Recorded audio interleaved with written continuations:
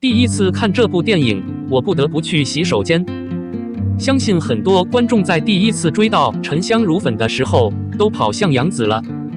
有人觉得她太喜欢安逸了，总是带着傻白甜的仙女角色粉。然而，我们不知道的是，虽然杨紫演绎的角色都大同小异，但每次都会给观众带来不一样的惊喜。就拿这部剧来说吧，仅用4个声音，她就刻画了燕坛恋爱中的悲喜。燕坛出生时，真身如此珍贵，皇上甚至为2姐妹设宴，所以她一出生就含着金汤匙。尽管她总是被愚弄，但她仍然对自己的生活感到满意。所以在她还在天界恋爱的日子里，应该是燕坛一生中最无忧无虑的时候。她的声音难免有些稚气，言语中更是透着几分天真。就连原本平淡无奇的应远，也因为燕坛的出现而生机勃勃。他以为高高在上的皇帝出差了，但为了天下，他把自己关起来等死。他不忍心眼睁睁地看着应远死得很惨。应远之所以能认出他，是因为他的举止和以前一样，更不用说声音的变化了。燕坛甚至半心半意地救了应远。燕坛从桥上跳下后，900年后，他和应远才重逢。此刻，燕坛的声音沙哑，甚至有些苍老，但应远的眼中却从未流露出不悦，反而更加的心碎。为了减轻燕坛的痛苦，他烧掉了燕坛的爱根，将他送入被遗忘的河水中，转世为魔。燕坛再次恢复记忆后，声音从萝莉音变成了帝音，甚至在遗忘之河中杀了影灯。要是以前这样的话，燕坛遇到危险会选择先抱大腿，可现在不一样了。唐周快死了，他对影灯的仇恨太深了，所以他心里没有半点软弱，将他扑灭在尘埃中。恢复记忆对燕坛来说只是新一轮的痛苦，毕竟他在应远心中还是输给了苍生，所以声音比较冷。他甚至想再次渡过忘川，重新忘掉应远，重新开始自己的新生活。可是真的忘得掉吗？他越想忘记，恐怕就越难过。总的来说，这4个声音的把握实在是太完美了，不知道给燕坛加了多少，难怪杨紫的观众缘这么好，不火都难。2022年下半年开播剧《昆仑神宫》预计9月，玉骨遥还在等待审判。眼看2022年已经过去了一大半，还有很多剧等着播出。有网友列出了各种话题的待播剧名单，里面不乏几个高颜值的 IP。这长长的待播剧名单让人期待不少。从古代玄幻到盗墓笔记，再到民国玄幻、现代偶像、职业剧，应有尽有。有一些的播出日期尽可能接近8、9点。肖战与任民主演的仙侠剧《玉骨遥》应该是腾讯下半年最火的古装剧。本来以为是暑期档，没想到耽误了。有消息称，《玉骨遥》准备8月开播，接替韩星锦绣。但是玉骨还在等待审核，对吧？应该不会那么快。优酷的穿搭秀是今年最有名的，迪丽热巴和龚俊主演的。这是准备在12月传播的，所以这是1年中最冷的时间。热巴在剧中的造型非常好看，这也是她今年第2次登陆优酷。腾讯这个让人流连忘返的大 IP， 当属潘粤明主演的《昆仑神殿》。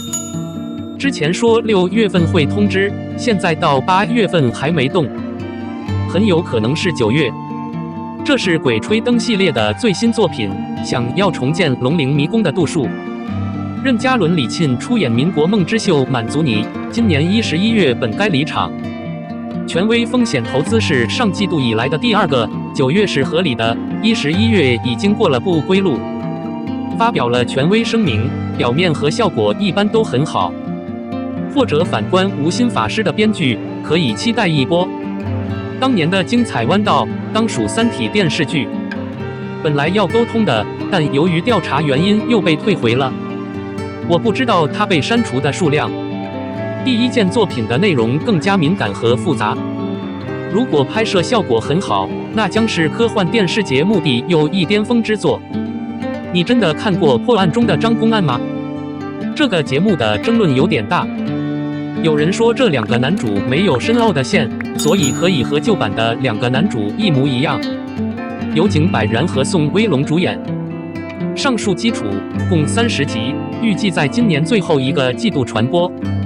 就当今偶像剧而言，最为人熟知的莫过于杨幂和徐凯的爱情28定律。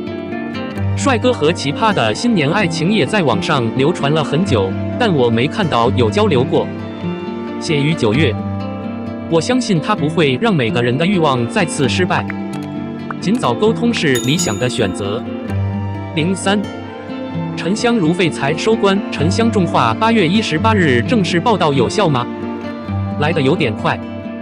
前一天晚上，在沉香收官后，沉香的权威博客发布了插曲微博。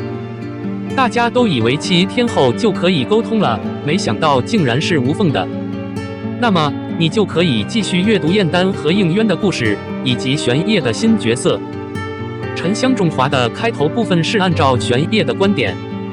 这2年以后，名模的元素似乎并没有普遍那么固定。流量艺人加知名 IP 目前还不是一个众所周知的等式。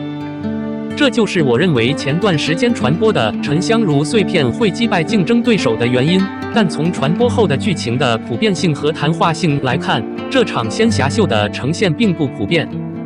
有人说，沉香木如废材送走后的普及率很高，毫无疑问，他专注于自己的人群，或者至少他对节目的硬性没有很高的先决条件，只需要年轻的人群，有华丽的艺人和很棒的 CP。类似的玄幻剧《苍兰诀》在近来所有仙侠剧中都有一个典型的缺陷：情节低沉，情节严重。刚开始看这个节目的时候，我其实对这个勇敢的女人感到很尴尬，因为她过于无知和甜蜜。小苍兰的艺术还在更新中，沉香如碎片在前一天晚上完结。在前一天晚上的大结局中，严丹在王叶川和唐周的吻中恢复了记忆。故事接近尾声时，燕丹决定再次用自己的血来拯救唐周。他去了叶王川，需要再祭一次。就在这时，守门人一藏现身，将事情的经过说了一遍。故事接近尾声，燕丹一人悲壮地走着，心中暗想，不管是天堂还是人间，他都为应远加油，这可能是业力的完结。值得关注的是，在最后一集《沉香如碎片》中，像萧蔷这样不知疲倦的樱灯仙子，终于被严丹杀死了。出现，沉香如出一辙的完成不是结束，而是一个新的开始。下集《沉香重花》今晚来袭，共21集。知情人士透露，将连续9天刷新，之后会干扰更新。我不能说它是否有效，但它值得期待。